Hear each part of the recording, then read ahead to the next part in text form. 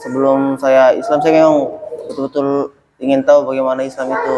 Apa pendorong terbesar antum, Akhi Esra, sehingga memilih Islam? Lulus kelas itu bisa menjadi pengajar di gereja. Al-Quran ini dibuat bukan untuk menyusahkan orang, tapi mudah dipelajari.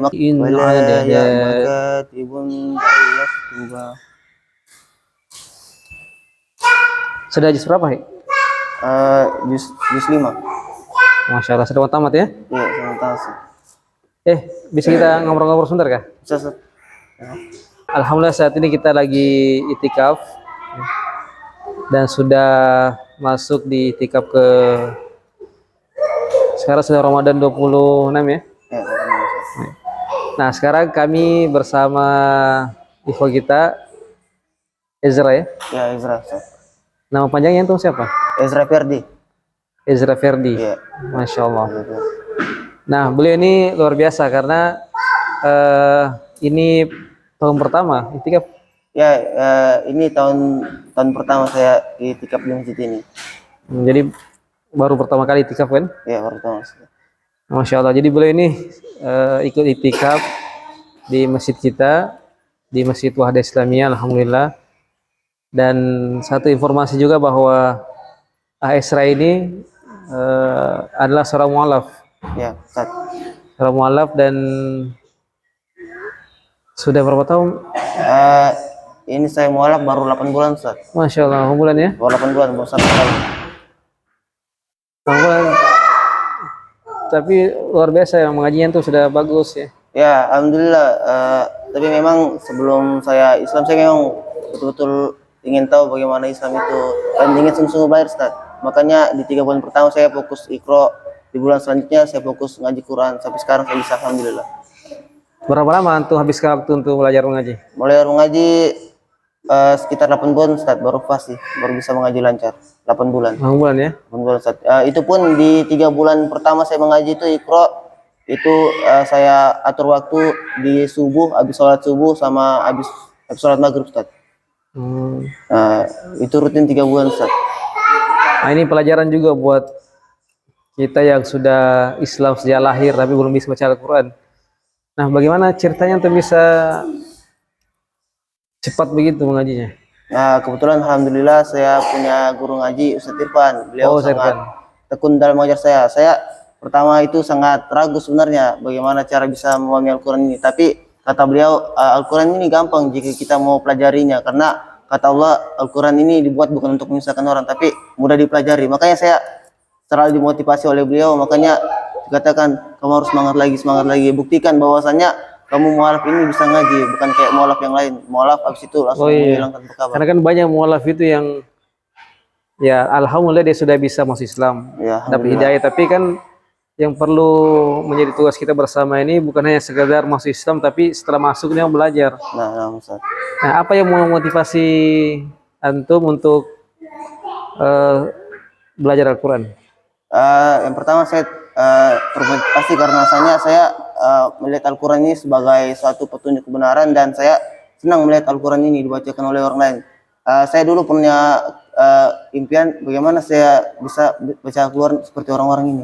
Impiannya itu sebelum masuk Islam atau? Sebelum masuk Islam, saya punya impian bagaimana saya bisa membaca Al-Quran ini dengan pasti seperti orang-orang yang pada umumnya. Dan saya juga melihat ada Islam yang dari kecil tapi tidak bisa baca Quran. Dan saya bilang, apakah sesusah itu Al-Quran dipelajari? Jangan mengganggu, nak. Jangan situ ya. Kita buat video. Nah, tapi itu kan menarik pernyataan antum. Ya. Antum tertarik mau belajar Al-Quran, tapi sebelum masuk Islam. Sebelum masuk Islam, Ustaz. Kenapa bisa begitu ya? Kenapa bisa? Padahal kan ada orang Islam sendiri yang sudah Islam sejak lahir. Ya. Tapi rasa tertariknya itu tidak ada. Bahkan kita yang harus mencari orang yang belajar Al-Quran. Sementara antum ini, Masya Allah, pikirannya sudah sampai di situ. Masih SMA kan? Masih SMA, Ustaz. Masih SMA, tapi pikirannya sudah sampai bagaimana bisa baca Al-Quran padahal belum Islam. Bagaimana? Itu juga kebetulan kan dari faktor teman-teman juga kebanyakan yang Islam. Kebanyakan saya sering melihat mereka mengaji indah-indah lantunan ayat suci mereka. Saya bilang, kalau seindah ini ayat ini, bagaimana caranya saya bisa menghafalkan ini? Memang dari Nasrani memang sering pelajari Islam, Ustaz. Dari pas masih sebelum Islam itu suka buka-buka di internet, di Google gitu bagaimana Al-Quran itu. Apa pendorong terbesar antum, Akhi Esra, sehingga memilih Islam? Pendorong yang pertama, saya melihat ini bahwasannya kebetulan saya dulu pernah belajar di Nasrani itu selama 1 tahun. Itu setelah lulus dari situ bisa menjadi pengajar di gereja. Berapa Tapi tahun? Berapa tahun? 1 tahun belajar, Ustaz.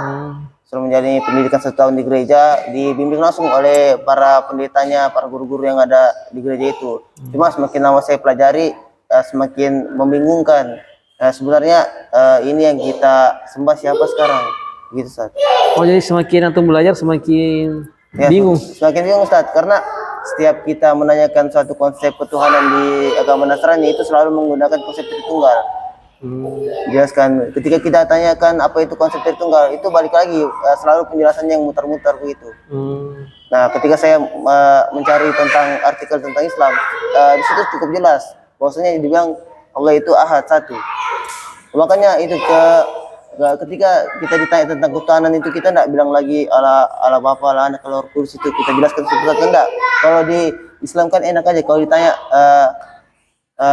kamu sekarang nyembah siapa? Allah. Allah itu satu, ahad. Enak kita jawabnya. Simpel. Nah, saat antum mulai memutuskan untuk masuk Islam, apa kondisinya, momennya seperti apa itu? Saya mau masuk Islam begitu. Nah, itu ya, sebelum Islam saya memang dari SMP sebenarnya saya belajar Islam ini. Dari SMP saya belajar sekitar 3 tahunan sampai di kelas 2 SMA saya terus mencari tahu informasi tentang Islam sampai pada titik di mana saya bisa mualaf seperti sekarang ini. Sebelumnya saya ingin sekali masuk Islam, tapi saya takut dengan ayah saya. Kebetulan beliau adalah Kristen yang taat juga sih, Kristen keras. Dan tahun 2020 beliau meninggal dunia. Maka dari situ saya semakin kuat lagi tekadnya, karena hal yang saya takutkan selama ini memang takdirnya sudah dipanggil sama Yang Maha Kuasa, Allah Subhanahu Wa Taala. Gini. Situ. Duduk. Nah, tapi pas titiknya itu bagaimana? Kapan antum putuskan? Nah, di titik saya masuk Islam itu pas naik ke kelas 3 SMA. Kelas 3 SMA ya? Kelas 3 SMA memutuskan untuk hijrah masuk ke Islam. Di awal tantangan saya itu memang dari keluarga yang semuanya Nasrani, tidak ada yang Islam sama sekali. Masya Allah. Dan dua minggu pertama sebelum saya Islam itu saya sempat diskusi dulu sama keluarga. Saya sempat tanyakan, saya ada keinginan mau masuk Islam, ini bagaimana? Terus bilang ibu, kamu coba tanya sama abang-abang yang lain. Pas saya tanya, ternyata tanggapan keluarga dibilang ada dua, kamu tetap tinggal di sini atau kamu diusir. Situ pikiran saya yang masih sekolah, saya bilang, aduh bagaimana caranya ini? Ketika kita diusir, kita masih sekolah begini, masih pendidikan. Tapi dalam pikiran saya bilang tuh kan, kalaupun saya diusir dari rumah nih, pasti tidak mungkin saya ditelantarkan orang di luar, pasti ada yang mau tolong. Karena saya pas Nasrani saya udah pernah membaca bahwasanya Allah itu tidak akan menyanyiakan seseorang yang berhijrah. Makanya itu saya pegang betul kata-kata itu. Masya Allah. Jadi saya putuskan di Jumat subuh langsung saya ke masjid dan mengikrarkan saya sebagai Islam. Mualaf. Alhamdulillah. Nah, ini untuk pelajaran teman-teman juga yang mualaf. Setelah antum berikrar syahadat, itu apa usaha antum untuk belajar? Apa usahanya? Bagaimana caranya mencari guru dan seterusnya? Bagaimana proses antum bisa mengenal Islam lebih jauh sampai saat ini? Kebetulan waktu saya Islam itu ada punya orang tua angkat saya. Kebetulan saya diangkat sebagai anak angkat dari orang tua saya, Pak Aris. Kemudian beliau ingin sekali mencarikan saya tempat ngaji, tapi belum ada yang cocok. Sampai dikenalkanlah salah satu binaan di situ, katanya ada di tempat Ustadz Irfan. Ustadz Irfan di tempat ngajinya bagus, orangnya fasih baca Al-Quran. Insya Allah kamu bisa cepat di situ. Dan yang paling penting kamu gratis. Sebenarnya orang tua angkat saya sudah bilang, kalaupun ada biayanya berapapun itu saya bayar, enggak, dia bilang begitu. Tapi Ustadz Irfan gratiskan. Malahan saya dikasih istimewakan dari peserta yang lain, diajar pribadi. Oh, privat begitu ya? Privat. Jadi waktunya belajar berapa kali atau sehari? Sehari waktu ikro itu 2 kali, itu ngajinya itu yang Iqra 1 jam. Jadi dalam sehari itu sehabis subuh 1 jam, maghrib menjelang isya 1 jam. Oh, belajar subuh hari juga? Subuh hari juga Ustaz. Bagaimana prosesnya? Apa antum punya kendaraan motor? Di 3 bulan pertama itu memang kebetulan jarak rumah saya dari tempat ngaji itu agak lumayan jauh Ustaz. Makanya saya subuh saya jalan kaki ke sana, Jalan pulang kaki? jalan kaki. Ya Ustaz. Masya Allah, luar biasa perjuangan beliau ya, jalan kaki. Ya, Itu berapa lama prosesnya jalan kaki? kalau jalan kaki itu ada sekitar 15 menit atau 20 menit Ustaz. Itu setiap hari? Ya, setiap hari Ustaz. Subuh? Subuh, maghrib, seperti itu Ustaz. Jalan kaki terus ya? Jalan kaki terus. Ya, hingga pas saya sudah mau lulus dari Iqra itu dikasih hadiah. Dikasih pakai sepeda sama Ustaz. Sampai sekarang masih? Sampai sekarang masih dipakai Ustaz.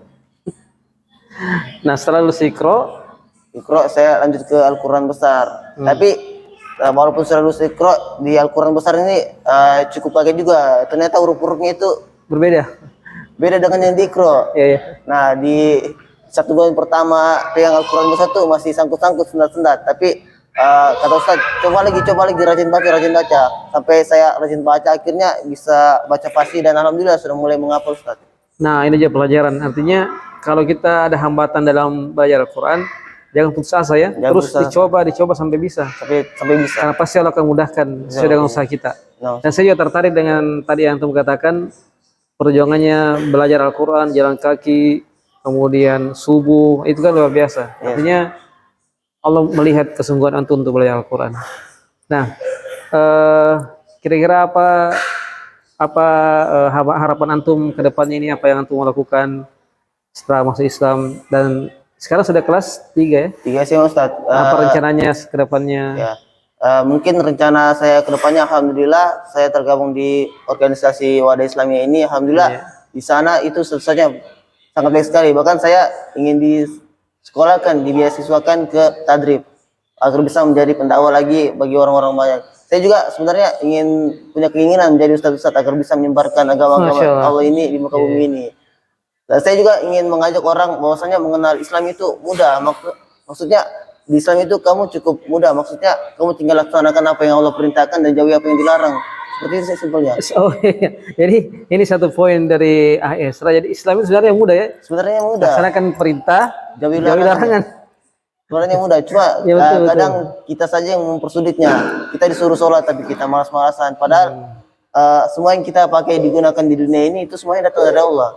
Kita bernapas, kita makan, kita minum, kita punya tempat ini dari Allah semuanya. Masa kita dipanggil sholat yang satu sholat cuma 10 menit aja kita nggak bisa? Iya betul, Masya Allah. Bagaimana dengan orang yang punya cacat fisik, cacat mental, yang bisa melaksanakan sholat yang kakinya tidak ada, yang buta, yang tuli, yang tidak bisa melihat? Bahkan mereka bisa mengaji. Masa Masya kita Allah. yang punya lengkap semua ini masih normal, kita nggak bisa mengaji? Betul. Makanya itu saya motivasinya lihat dari itu, lihat orang anak-anak hafiz yang buta itu yang bisa hafal Quran. Saya sangat-sangat heran. Kenapa bisa yang buta itu bisa menghafal Quran sedangkan yang normal ini tidak bisa? Alasannya kenapa? Ternyata balik lagi dari kesungguhan kita. Apakah kita betul-betul ingin sungguh mempelajari Al-Quran ini, ataukah kita hanya sekedar main-main? Waktunya kita dipanggil oleh Allah, kita tidak punya bekal apapun untuk menghadapnya. Begitu, Ustaz. Masya Allah. Oke, syukur waktunya. Jadi sekarang kita ini mohon maaf ribut karena banyak anak-anak kita suasana iktikaf. Terakhir apa pengalaman antum atau apa perasaan antum saat pertama kali merasa iktikaf? Di mana iktikaf kan ada kegiatan-kegiatannya, ada sholat malamnya yang panjang. Kira bagaimana? Jujur ini pertama kalinya iktikaf dan sholat malam itu menurut saya agak cukup melelahkan karena baru pertama kali juga, dan saya baru tahu bahwasanya iktikaf itu seenak ini.